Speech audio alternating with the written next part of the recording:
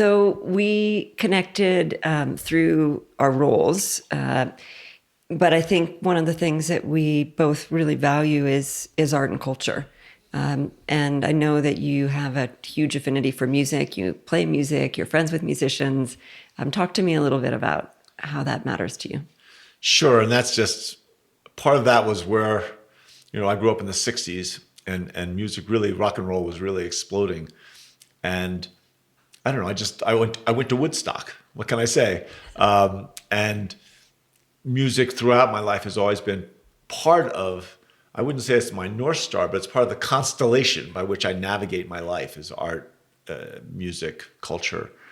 And, when I became mayor, the city of Denver owns Red Rocks. And it was this avenue, the city didn't pay much attention to it. And they were doing 32, 34 concerts a year. And I said, this is the most amazing outdoor performance venue on earth.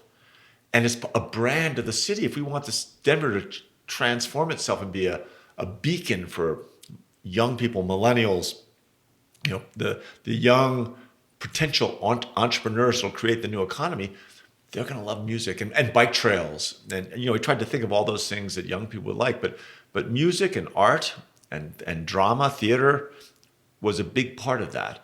And so we went and I asked the people that manage Red Rocks, that worked for the city, worked for the mayor, and they said, well, if we do more concerts, the average attendance might go down and might diminish the experience because it's not so cool if it's only half full, which is true.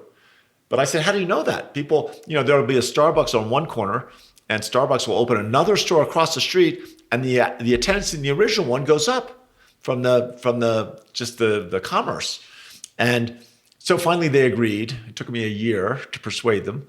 But leave it at, now they have 150 concerts instead of 32 in Red Rocks. And it's part of this brand that has allowed Denver to become a real magnet for young people from all different kinds of backgrounds.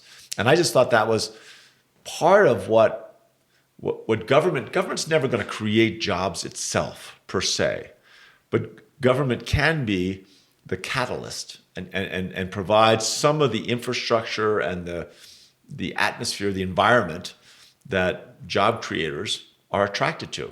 And in that same way, you still need great schools.